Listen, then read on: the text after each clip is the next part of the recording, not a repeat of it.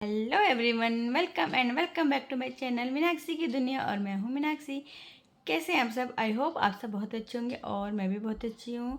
तो फ्रेंड्स, बहुत टाइम हो गया वीडियो नहीं बनाए हुए। एक्चुअली बहुत बिजी शेड्यूल चल रहा था। तो सबसे पहले आप सब लोगों को नवरात्रि की हार्दिक शुभकामनाएं। माता रानी की कृपा आप सब पर, हम सब पर ऐसे ही बनाए रहे। जय माता दी। ये नवरात्रि आप सबके लिए बहुत शुभ हो, हम सबके लिए बहुत शुभ हो। तो चलिए वीडियो की शुरुआत करते हैं।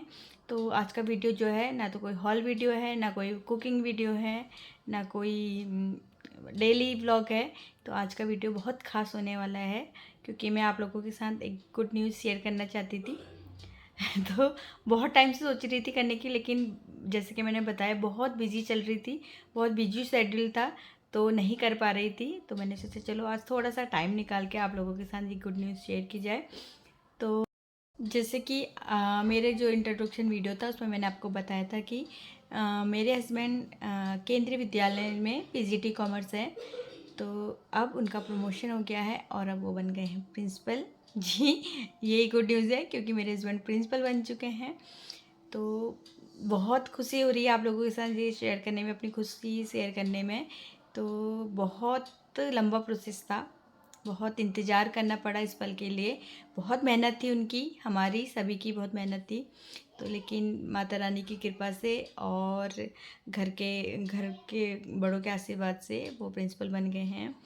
तो प्रमोशन हुआ है, लेकिन ऐसे प्रमोशन नहीं हो गया कि बहुत एज हो गई है या फिर आपका बहुत टाइम हो गया था इसलिए प्रमोशन हो गया। नहीं, बहुत उन्होंने मेहनत की थी। डायरेक्ट केंद्रीय विद्यालय में प्रिंसिपल की जो पोस्ट निकली थी उसमें उन्होंने फॉर्म भरा था। उसके बाद उन्होंने रिटन क्वालिफाई किया, उसके बाद इंटरव्यू क्वालिफाई किया, तब जाके ये जो हमें सुखद पल मिले हैं, तब जाके हमें ये मिले हैं। तो बहुत अच्छा लग रहा है, बहुत खुश हैं वो। थोड़ा सा घबराहट भी रहती है। तो कह सकते हैं कि एक लंबे इंतज़ार के बाद बहुत अच्छी खुशी मिली है। एक्चुअली 4 साल पहले 2018 में उन्होंने वाइस प्रिंसिपल का भरा था फॉर्म। तब प्रिंसिपल की पोस्ट के लिए एलिजिबल नहीं थे, तो उसमें उनका नहीं हो पाया था। एक्चुअली रिटन क्वालिफाई किया था, लेकिन इंटरव्यू से वो बाहर हो गए थे। तो वो जो टाइम था वो हमें पता है हमने कैसे काटा। एकदम वो मतलब कहते हैं ना कि डिप्रेशन में चला जाता है इंसान मेहनत करने के बाद, जब उसको उसका वो फल नहीं मिलता। तो बहुत वो डिप्रेशन में जैसे चले गए थे। कम से कम उनको 2 से 3 महीने लगे थे उसे कवर होने में, लेकिन कवर हुए। उसके बाद उन्होंने फिर से मेहनत की और पिछले साल नवंबर में उन्होंने फॉर्म भरा था। जनवरी में उन्होंने एग्ज़ाम दिया और अप्रैल में रिटर्न क्वालिफाई हुआ और जून में उन्होंने इंटरव्यू दिया था 6 जून को। और फिर अभी ये 25 सितंबर में इसका रिजल्ट आउट हुआ कि भाई हाँ ठीक है, प्रिंसिपल की पोस्ट का उनको जब आया।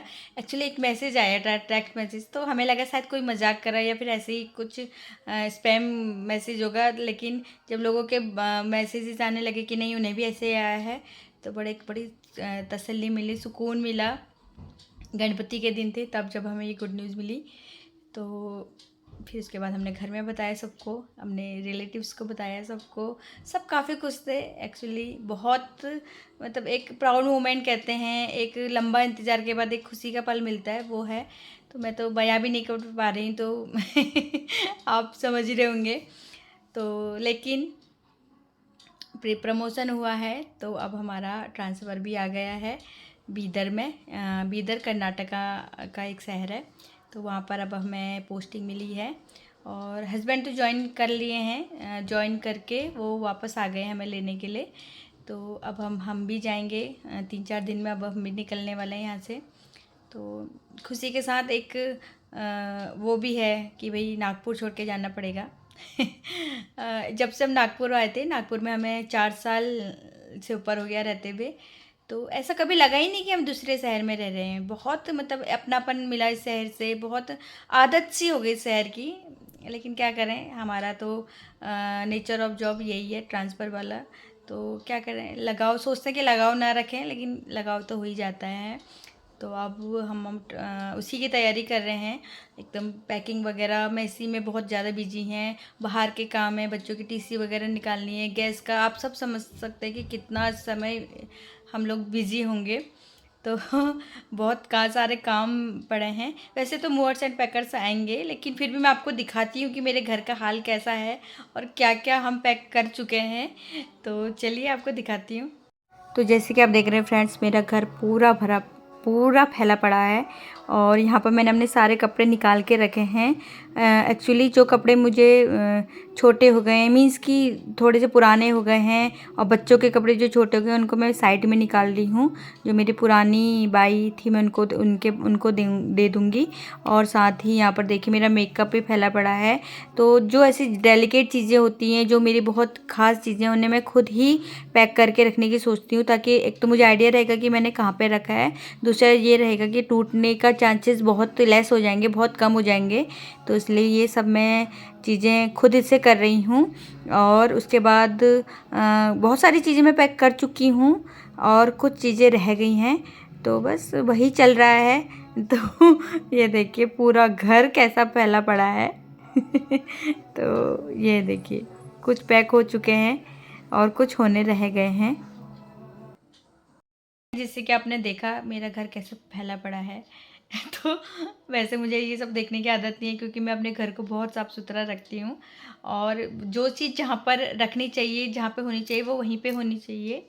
तो वो एक अलग सा वो रहता है। ये सब देख के ऐसा लग रहा है कि अब कब यहाँ से निकलें और कब वहाँ पे जाके सेट हों।